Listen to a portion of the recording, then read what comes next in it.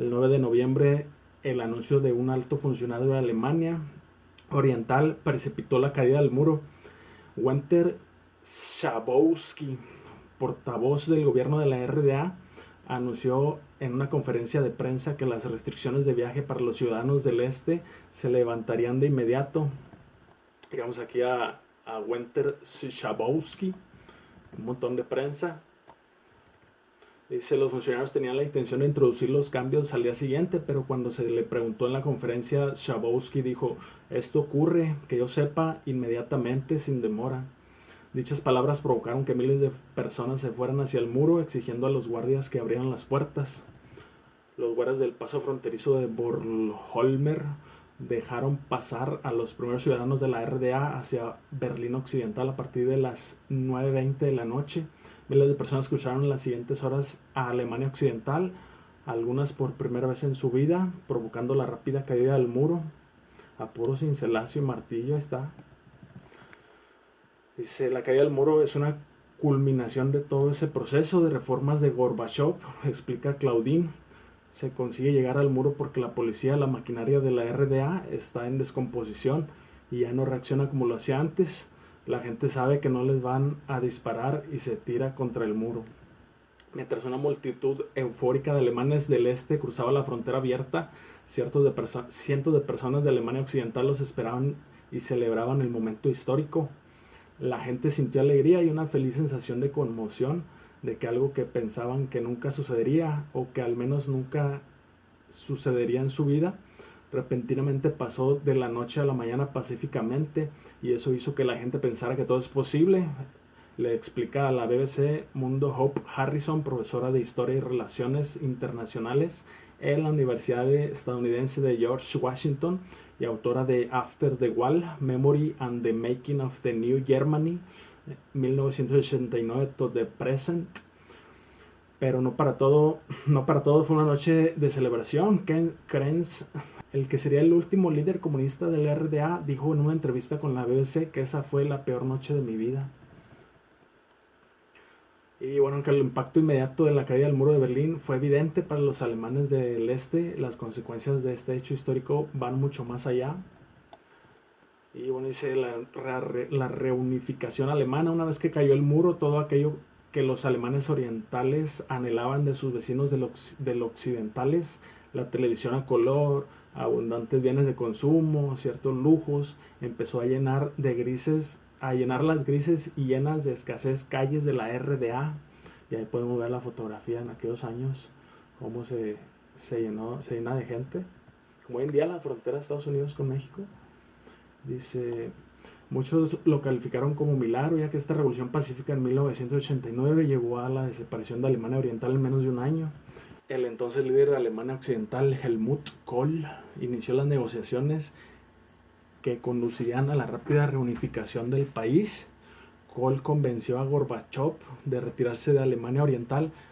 Los 350,000 soldados soviéticos estacionados en el este fueron enviados a casa. Ahí está la fotografía de estos señores, Mikhail Gorbachev y Helmut Kohl.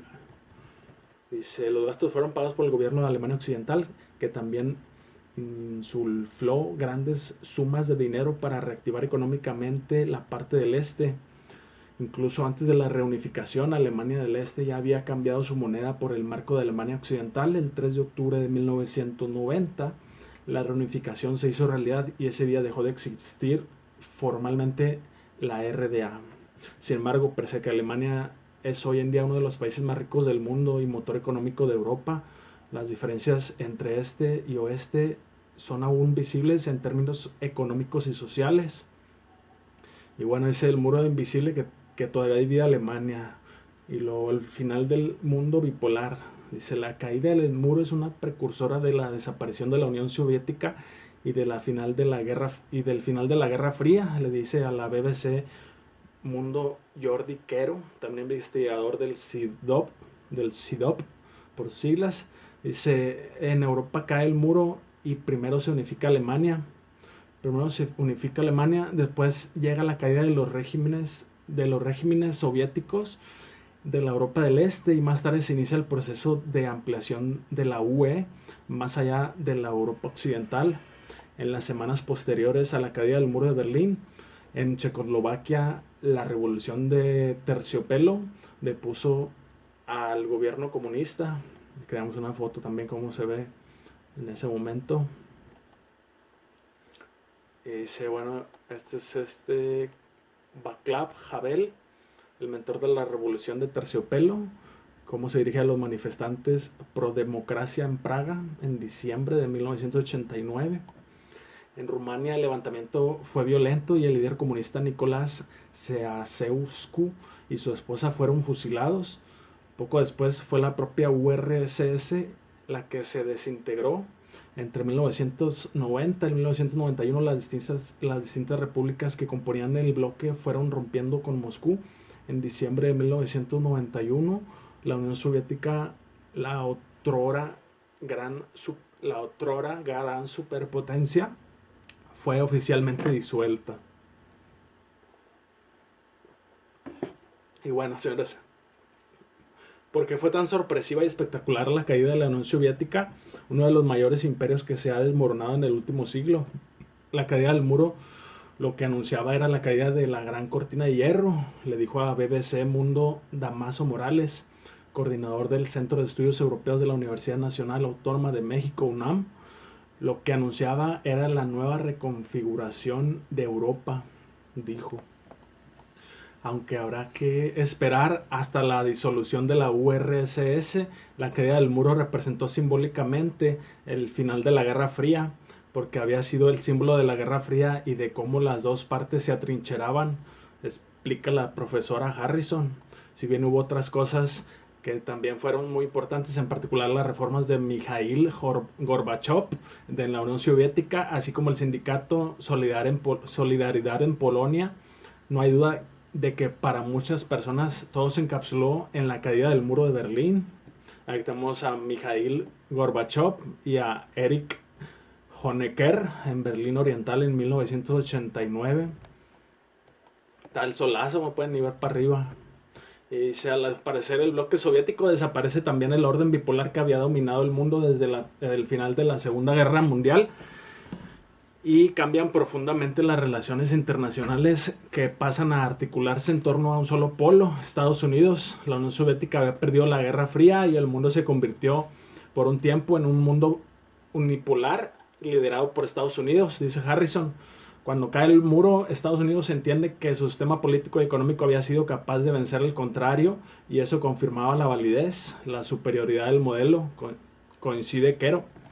Y bueno, en ese sentido se empiezan una serie de acciones para fomentar los sistemas democráticos, explica Quero, que van desde los préstamos a través de organismos internacionales como la Organización Mundial de Comercio y del Banco Mundial, hasta intervenciones militares que en muchos casos han resultado infructuosas, como la de Somalia, Haití o las invasiones de Afganistán en 2001 e Irak en 2003. Y bueno, ¿qué pasa con América Latina? Todo este proceso de cambio se da en el contexto de las políticas económicas liberales lideradas por Ronald Reagan en Estados Unidos y Margaret Thatcher en Reino Unido. En ese sentido, la caída del muro de Berlín simbólicamente representa el gran triunfo del liberalismo, dice Morales. Y eso, según el profesor de la UNAM, tuvo efectos particularmente importantes en América Latina. Y vemos una fotografía de la caída del muro de Berlín, que simbólicamente representa el gran triunfo del liberalismo. Y bueno, asistimos al fortalecimiento de los regímenes liberales que llegaron a América Latina en esa época, en los años 80, que se fortalecieron como modelos económicos, políticos y por supuesto ideológicos, y que guiaron las naciones de América Latina por varios años. Algunos países centroamericanos, Colombia, Brasil, Argentina, Chile, México, todos llevaron a cabo políticas de adelgazamiento del Estado. Pero si hay un punto en la región donde se notaron sobremanera las consecuencias de la caída del muro y en última instancia de la descomposición del bloque soviético, ese fue Cuba. Y bueno, en ese momento depende del dinero que llega a la Unión Soviética y esa fuente de ingresos desaparece. A partir de ese momento la isla tiene que repensar su posición en el mundo y también su propia viabilidad económica. Se había generado la idea de que la URSS era como el gran padre y Cuba se queda huérfana. Cuba se quedó huérfana, dice Morales. El muro de Berlín cayó hace 30 años, pero algunos de los ecos de la Guerra Fría siguen presentes hoy en día, señala el experto, como lo demuestra que la mayoría de los ejercicios militares de la OTAN se llevan a cabo en Europa del Este, en la frontera con Rusia. Quizá habría que llamarla de otra forma, pero ahí está. Dice Mikhail Gorbachev, advierte que el mundo está ante un peligro colosal. Y bueno, señores, ahí quedó. Gracias a la BBC, señores, en la pestaña de Mundo Noticias Internacional, donde sacamos la información acerca de la caída del muro de Berlín. Y está muy interesante, chavo. Fíjese, yo cuando estoy haciendo los videos, como quiera, se me va metiendo a la cabeza lo que estoy diciendo. Y eso es lo que me gusta, que es una manera de aprender. Y pues de pasada lo comparto para que la raza que le interese, pues ahí más o menos también aprenda algo. Y bueno, señores, esto fue todo por hoy. Espero les haya gustado. Y recuerden que en el próximo video, pues tengo varios videos pendientes, como no, esa es la idea, señores. Si no tienes nada pendiente, yo me la paso pensando, ¿y ahora de qué voy a hablar? Y buscando un tema y otro, se me va el tiempo.